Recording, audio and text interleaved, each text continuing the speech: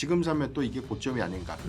현대모비스, 현대오토웨버 같은 계열사 종목들이 52주 고가를 좀 경신을 좀 했었고요. 지분을 인수할 것인가, IPO 일정을 좀 구체화할 것인가. 공교롭게도 좀 주가가 좀 밀렸을 때 현대차그룹의 이제 임원진이 정말로 이제 구체화된 실행 단계에서 좀 이어지고 있는 사업 전략들을 좀 봐야 될 것 같은데, 로보틱스라든가 이제 세부적인 모빌리티 사업 가치가 더 부각이 되면 이민수의 경제 토크, 자동차라고 쓰고, 로봇이라고 읽는다. 현대차 그룹주에 관한 이야기, 변영인 대표님과 하겠습니다. 사실 현대차 그룹도 담아야 될 시점이라고 저는 보는데요, 그죠? 네. 반도체가 이제 나중에 없어서 포모했던 것처럼 그죠? 올 수 있을 거라고 보이는데, 다만 반도체는 자고 나면 숫자가 찍히니까 많이 올랐잖아, 뭐 어쩌고저쩌고 하더라도 실적을 딱 들이대면 할 말이 없는 거잖아요. 네. 근데 현대차는 기대가 뭐 다 좋은데 사실 숫자로는 지금 증명이 안 되는 네. 거여서 그죠. 그래서 뭐 생각보다 좀 주춤거리는 건가요? 주가는 사실 좀 주춤거리고 있거든요. 네. 사실 수급적인 연속성들이 조금 안정적이지 못한 것 같아요. 우리가 이제 2월 말 주가에서 보면 현대차 그룹주들의 거의 뭐 52주 신고가를 좀 경신했었고, 네. 3월은 뭐 이란 리스크 때문에 뭐 성장주에 대한 밸류 부담이 로봇주의 전반적인 악재로 좀 작용했기 때문에 현대차 그룹주만 밀린 게 아니라 로봇주가 많이 빠진 종목들은 뭐 거의 한 80% 정도 수익률이 좀 하회가 좀 됐었거든요.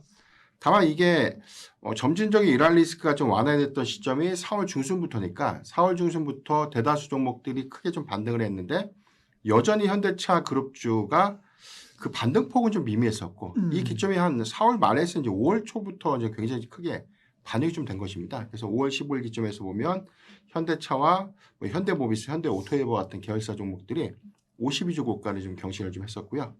이 부분이 그 이후에 뭐 미국 국채 금리에 관련된 변동폭, 그다음에 이란 리스크가 다시금 뭐 재점화될 수 있다, 이런 뭐 수급적인 노이즈가 상승폭을 좀 다시금 좀 반납시키면서 등락가 좀 거듭했죠. 그래서 로보틱스에 대한 사업 가치 기대감들은 좋은데 그 변동성이 좀 너무 크다 보니까 또 쉽게 좀 접근이 좀 안 되는 것이에요. 지금 사면 또 이게 고점이 아닌가, 더 밀릴 수 있는 것이 아닌가. 왜냐하면 뭐 많이 빠지면 10%씩 뭐 한 3거래일 동안 한 25%, 30% 가량의 어떤 조정폭이 좀 있다 보니까 이 부분에 대한 대응이 좀 쉽진 않았을 것이다라는 좀 생각이 좀 되고 있고요.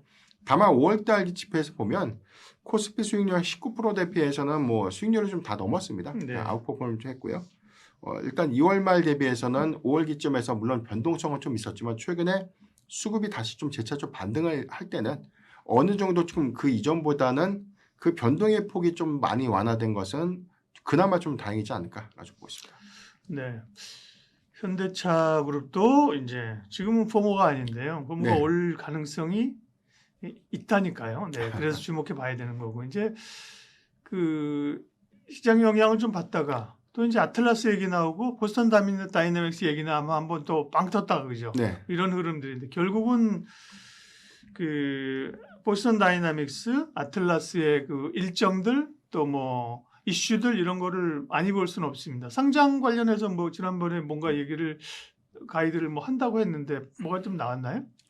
일단 보스턴 다이내믹스의 IPO 일정이 구체화가 좀 된 것은 아닌데 시장이 좀 기대했던 부분은 아무래도 이제 이 소프트뱅크의 이제 풋옵션 마감 기한이 한 6월 20일 정도 추정이 좀 되고 있는데, 그 기한이 임박하다 보니까 일단 지분을 인수할 것인가 또는 IPO 일정을 좀 구체화할 것인가, 이 두 가지 선택지가 좀 남다 보니까 그게 좀 기대 포인트가 좀 된 것이고요.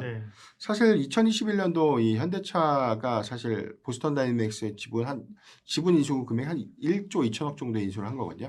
당시 이제 2대 주주가 소프트뱅크였는데 주주 간 계약서로 좀 체결됐던 내용을 보면 인수 계약 이후에 뭐 4년 안에 풋옵션을 행사하거나 또는 IPO 일정을 구체화하거나, 이제 두 가지의 선택지가 좀 있었고, 특약사항에서 해당되는 이 조치를 1년간 좀 연장할 수 있는 조치가 있었기 때문에 작년 6월에서 이제 올해 6월까지 이제 한 번 더 연장이 좀 된 겁니다. 그러니까 추가적인 연장은 현재 좀 불가능한 그런 상황이고, 그래서 이제 아무래도 시장의 기대 포인트는 이번 6월을 기점으로 보면 일단 풋옵션 행사보다는 IPO 일정에 대한 세부적인 메시지가 좀 나오지 않을까.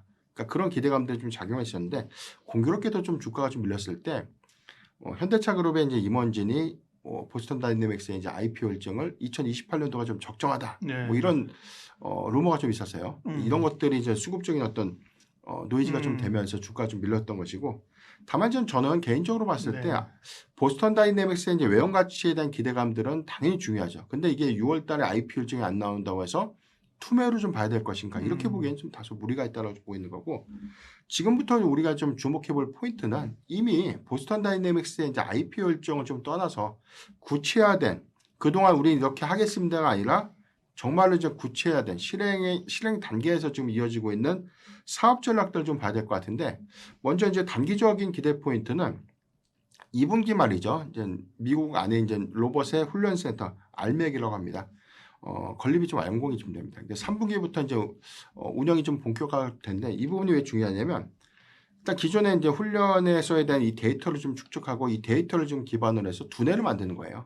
그래서 이제 이런 지표값들이 정말로 이제 하드웨어의 강점을 갖고 있는 휴머노이드 로봇 안에서 스스로 행동하고 제어하고 임무를 좀 수행하는 정도까지 기술 고도화가 재차 좀 이어질 수 있는 부분이기 때문에 이게 소프트웨어에 대한 투자를 확대하고 있는 기업들에 대한 가치에서는 굉장히 중요한 포인트가 좀 될 수 있겠고 알맥의 이 훈련 데이터 부분들은 매출의 연동 효과가 저는 크다고 봅니다. 비슷한 사례를 보면 스케일 AI가 메타로부터 이제 지분 투자를 받았어요. 그러니까 지분 49% 정도를 메타가 좀 인수했는데 이런 기점에서 봤을 때는 알맥도 어느 정도 이제 운영 성과 좀 나온다면 뭐 엔비디아라든가 이제 구글의 투자를 저는 뭐 안 받을 이유는 없다라고 좀 보고 있습니다. 이 부분에 대한 어떤 내용들이 구체화되는 부분들 기대 요인들이 될 수 있겠고 두 번째는 이제 아메리칸 로보틱스의 설립인데 우리가 이제 아틀라스 로봇에 대한 대량 양산 체제를 메타플랜트에서 이제 한다 이렇게 좀 알고 있지 않습니까? 여기서는 아메리칸 로보틱스라는 이제 신설 법인을 통해서 이제 로봇에 대한 어떤 구체적인 양산이라든가 종합적인 규모가 좀 산출될 것이다라고 보여주고 있기 때문에 이 방향성도 상당한 좀 기대 요인들이 될 수 있겠고 마지막은 이렇게 알고 있는 것처럼 이제 보스턴 다이내믹스의 이제 IPO 일정인데 만약에 이게 뭐 이번 연내에 수립된다고 하지 않더라도 우리가 주목해 볼 포인트는 추정 가치예요. 1조 2천억을 투자를 했는데 지금 보스턴 다이내믹스의 이제 밸류 가치를 뭐 30조에서 한 50조 정도까지를 좀 전망하고 있죠. 그렇다면은 투자 대비해서 한 50배 가량에 대한 이익 가치가 장부에 좀 반영이 되는 건데 그러다면 가장 큰 수혜가 좀 될 수 있는 종목은 지분이 가장 많은 현대차. 근데 우리가 이제 현대 글로벌 모터스 안에 그 종합적인 어떤 지분들이 다 세분화가 좀 돼 있습니다. 그랬던 뭐 기아도 있고 현대모비스, 현대글로비스 같은 기업들의 각각의 어떤 지분 소유량들이 향후에 IPO 일정들이 확정되고 이에 따른 어떤 밸류 평가가 더 극대화가 되면 당연히 지분 가치에 대한 어떤 장부 평가가 그 가치만 놓고 보더라도 저는 주가에 상당한 좀 업사이드 내지는 밸류를 좀 부여할 수 있겠다는 보고 있고 이 부분 다 빼더라도 지금 구체화된 뭐 알맥이라든가 뭐 아메리칸 로보틱스 그다음에 보스턴 다이내믹스의 외형 가치 부분들을 점진적으로 좀 반영한다고 하더라도 뭐 현대차 뭐 TP 120만 원 저는 또 그 이상도 저는 충분히 좀 가능하다라고 좀 보고 있습니다. 그러니까요. 네. KB증권에서 이제 목표가를 120만 원으로 올려 잡으면서 현대차에 대한 기대감이 높아졌습니다. 동의합니다. 저도 이제 보스턴 다이내믹스 시장에서는 시장 항상 먼저 가니까 네. 언제 상장할 거냐고 하반기 하나 올해 못 한다고 내년이라고 18년이라고 막 이런 거잖아요. 근데 그게 이제 덜 중요하고 말씀하신 것처럼 오히려 뭐 올해 하반기에 상장한다 이래가지고 단기적으로 팍 슈팅이 나오면 오히려 노이즈가 될 수도 있어요. 네. 그렇죠. 네. 사업 가치를 단단히 해가는 게 이제 맞는 거고요. 기본적으로 로보틱스하고 이제 모빌 이거 자율주행 쪽은 어때요? 아까 그 엔비디아에 계셨는데 엔비디아하고도 뭐 여기 알파마요, 그죠? 뭐 이런 네. 협업이 있잖아요, 그죠? 우리가 로봇 얘기는 많이 하는데 네. 자율주행 얘기는 조금 덜합니다. 네. 뭐 자율주행 부분이 워낙 좀 덜 부각됐죠. 덜 부각됐다는 것은 그만큼 시장의 밸류를 전혀 반영시키지 못했다는 뜻이 더 명확할 것 같고요. 로보틱스 사업에 대한 가치만 보고더라도 오늘 TP가 120만 원 반영되는데 향후에 로보틱스라든가 이제 세부적인 모빌리티 사업 가치가 더 부각이 되면 전 여기는 플러스 알파의 요인이 있다고 보고 있고요. 우리가 단순하게 뭐 자동차 산업 안에서 그 확장성을 좀 연계해서 좀 보는 건데 그렇게 보기에는 저는 제한적이라고 봅니다. 산업의 이제 구조 자체라든가 이제 돈을 버는 사이즈가 좀 달라질 수 있는 부분이기 때문에 이 부분을 좀 주목해봐야 될 것 같고요. 자율주행 체제라는 것은 뭐 북미 시장에서는 일부 뭐 로보택시의 상용화 부분들이 이제 하반기부터 구체화가 좀 되지만 국내는 아직까지 뭐 해당되는 규제 요건들이 좀 더 강화되다 보니까 이 부분은 좀 많이 아쉽습니다. 충분히 레벨 4 단계까지 하드웨어는 구성이 좀 됐는데 이걸 실증하고 테스트해서 운영할 수 있는 수준까지는 법적인 제한 요소들이 많기 때문에 이 부분은 아무래도 이제 북미 성과와 좀 연동되는 일부 매출 연동 효과 좀 있을 것이다라고 판단되고 있는데 예.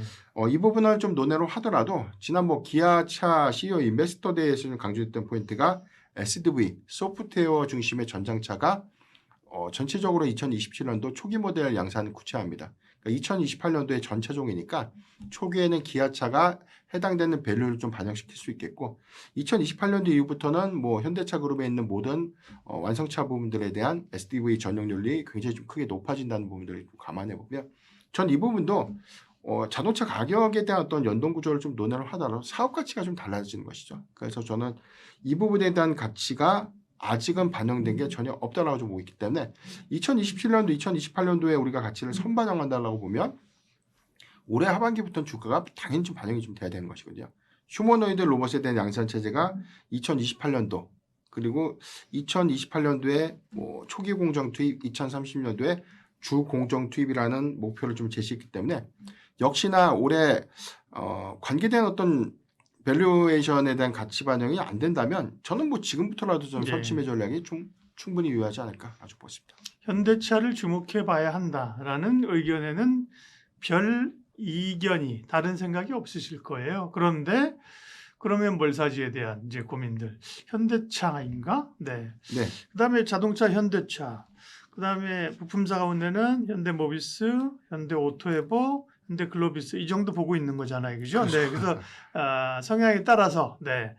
근데 또 최근의 경향들은 완성차는 현대차, 부품사는 모비스로 좀 확 힘이 쏠리고 있는 것 같아요. 네. 다 살 수는 없고 그죠? 네, 현대차 그룹 가운데 뭐 어떤 게 제일 더 유망합니까? 네.